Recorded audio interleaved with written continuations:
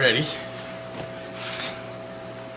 Gotta get my Peter Piper picked a pickle Peter Piper picked apron on. Peter Piper picked a peck of pickled peppers apron here. Probably needs a good washing.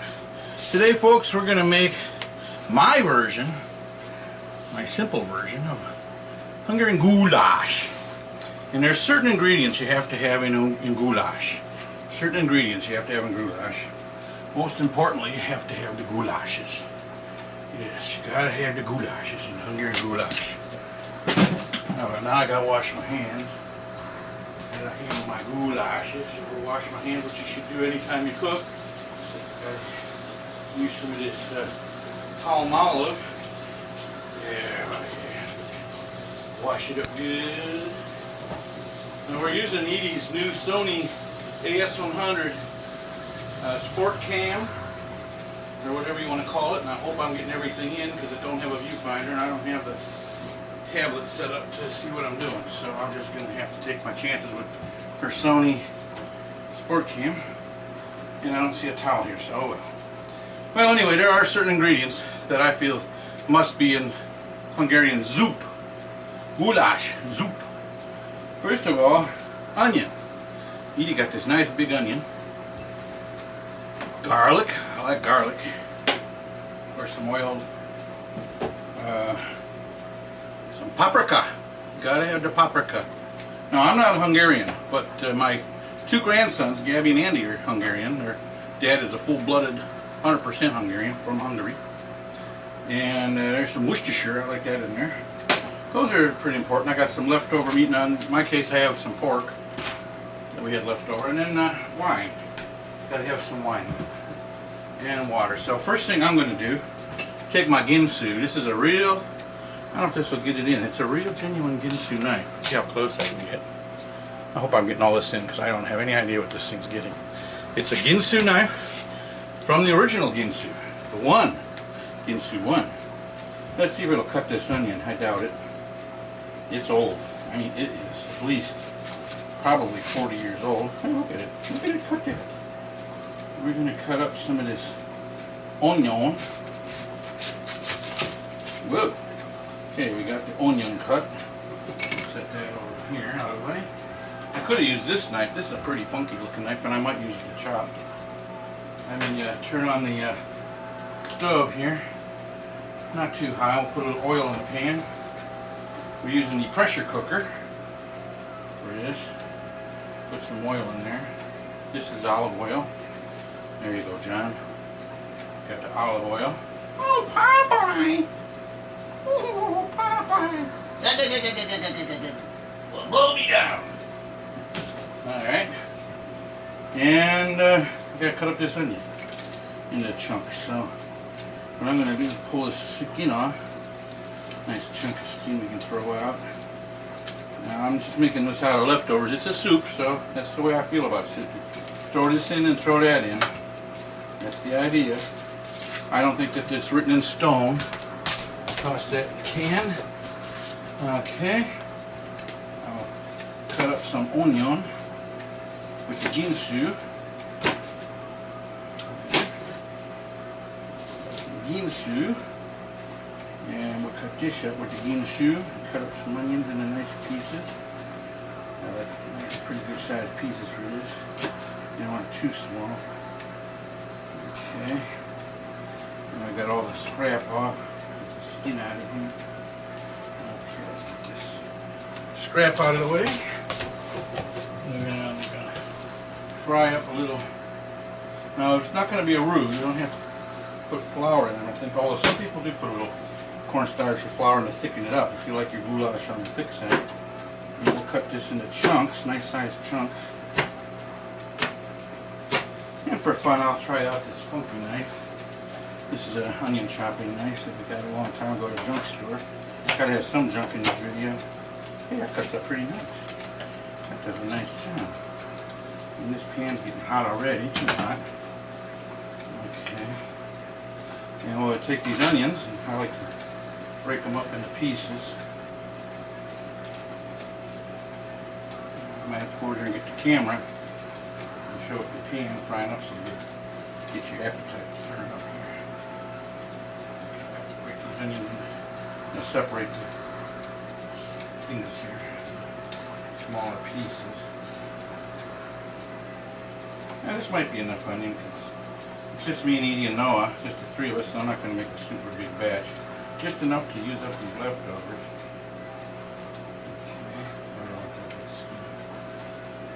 Alright, get the onion, that good, put some onion in there.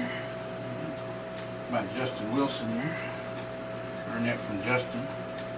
Justin having some, he likes to make that Cajun and that Creole. Justin Wilson, my buddy there. I haven't seen him in a long time. So the only way you can watch Justin is on old videos on YouTube. Okay, I think that's enough onion in there. We'll put that in there. And we'll put some garlic in there and fry that up a little. Garlic open. I'll put about a spoonful of that in there. And add some of that in there. Some of the garlic.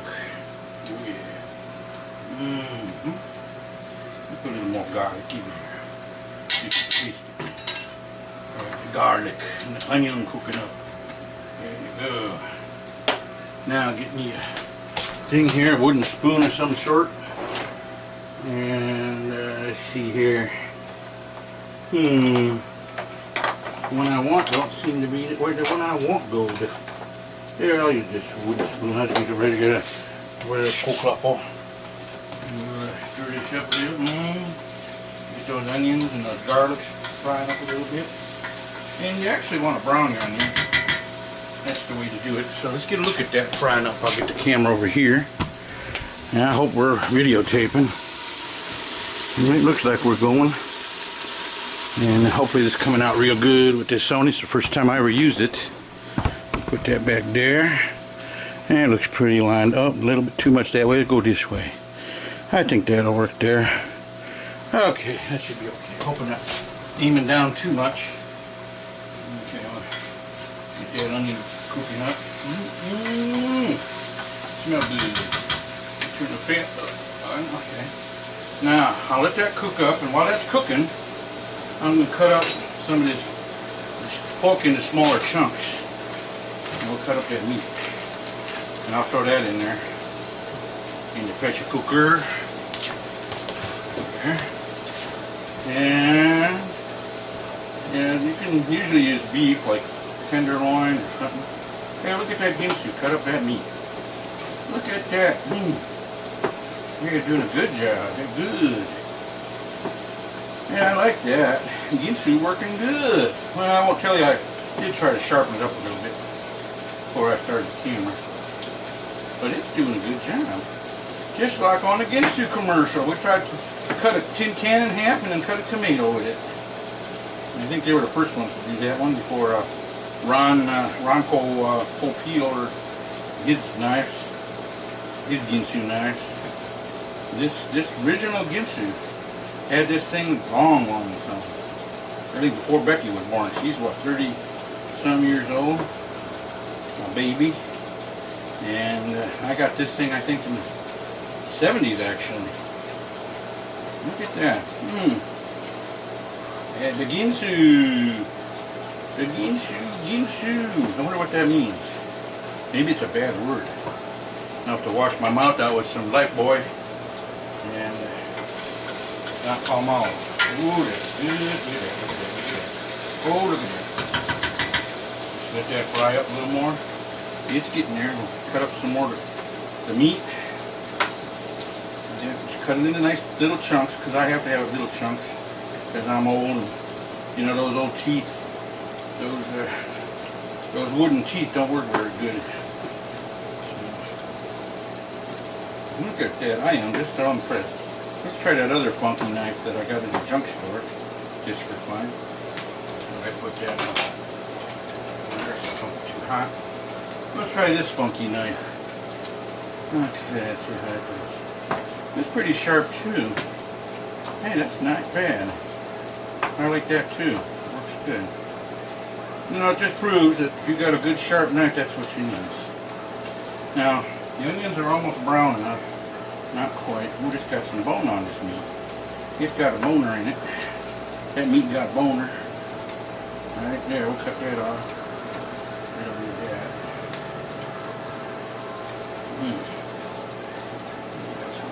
Pork, with ribs, loin, something like that. I think it was loin or ribs or something. Look at that. Make John hungry for some goulash. I made my chicken cacciatore with chicken nuggets, and I make my Hungarian soup with. Now you can use egg noodles or those little dumplings. What are those things called? I forgot. Spitzel or something, Sparky or Spinky or Stinky Dinky or something. Whatever they call those little dumplings. Now, all that is eggs and flour, maybe a little salt. Not much to the dumplings. They're real easy to make. There's nothing to them. You just make a little dough and make them into little teensy-weensy pieces of dumpling. But I'm going to show you a cheap way. A cheap way that I'm going to do the dumplings. Now, I like it with egg noodles. Good old-fashioned wide egg noodles is the way I like my goulash. I do have a tendency to. Okay, we got most of the meat cut up. And I think I better stir up this one more time. Looks like it's getting brown now. Yeah, we're getting brown. That garlic, I think I should have waited a little bit. It's getting brown before the onions. That's okay. We'll use it anyway. It's soup. Is it soup yet? I'm cutting this into nice little Campbell soup size pieces. You know, when you get, a can of soup, you just get a little bit like this, and like that, just a couple pieces of beaten those cans of soup. Well, this soup's going to have some meat in it. I don't use potatoes or carrots or stew stuff in my goulash. I bake it very simple. Hardly anything to it, really. Some people do use the vegetables. They use the carrots and stuff. And you might be able to, some I imagine would use peppers and mushrooms. A lot of people like that. Okay, I think that's enough. We'll take a quick look at that to see how it's getting a little brown. We'll take the camera over here. There's your diced up meat, and there's your onion and garlic. Okay. Now what I'm going to do is I'm going to put the meat in there and fry it. Let's see if the camera looks lined up. Okay. First I'm going to put the meat in there and just brown it up a little bit. And this is similar to how you do the cacciatore. You kind of start out the same way. Except you use chicken, whatever.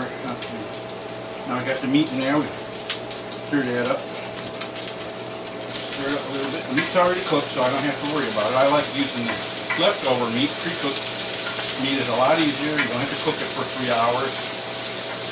And if you want to make it up quick, they're out swimming in the dead of winter. It's snowing outside here. And this is January, I think the 3rd, the Saturday. So they're out swimming because it's snowing outside. It's out here in Ohio. Now I've got that fried up a little bit. Now what I'm going to do is put some water in the bottle. Not too much water, but I'm going to put some in it. Let that fry up a little in this pressure cooker. Oh, baby. Look at that. Smells good. Okay. Now we got the onion and the pork and the garlic and the oil. Now, this stuff here, I'm going to put a little more garlic in because that garlic probably got a little cooked too much. I want that flavor. A little more fresh garlic. Give it a little more garlic. There we go. And I'm going to do now is put some wine in there. Put some wine in. I think that's one of the essential ingredients to a goulash or a soup or the goulash. You put a little wine in there. Good. I think I put too much water in. Oh well. We use this good bottle wine. This is a vintage Franzia White Zinfandel. White Infidel. I kill you, infidels. Jeff Dunham there. There we go. Put a good amount of that in there. Ooh, that smells so good. Wine smells so good. So what if it's red or white or pink? I don't give a crap. It's wine. You just want that wine flavor. This stuff actually tastes pretty good. Okay, that should be enough. You gotta taste it. So we got the fine wine. That's the kind of wine I buy in a box. Sam's Club, cheap. You know, we'll stir that up a little. Ooh. And we're going to put some Worcestershire in here. Generic Worcestershire. Put a good shake of that in there. Oh, that smells so damn good. You gotta be able to take. Is there any left in there? Yeah, there's a little left in there. I should put some more in that. Like, Edie don't like Worcestershire for some reason. I do. Now we got to shake some in there. This is brand new, I think. I don't think it's been opened yet. Oh, it's open. Guess Mama used some paprika. Okay. Paprika! Now this is the Sam's Club Spanish style. It's not the Hungarian. I'm not that particular. Shake some of that in there.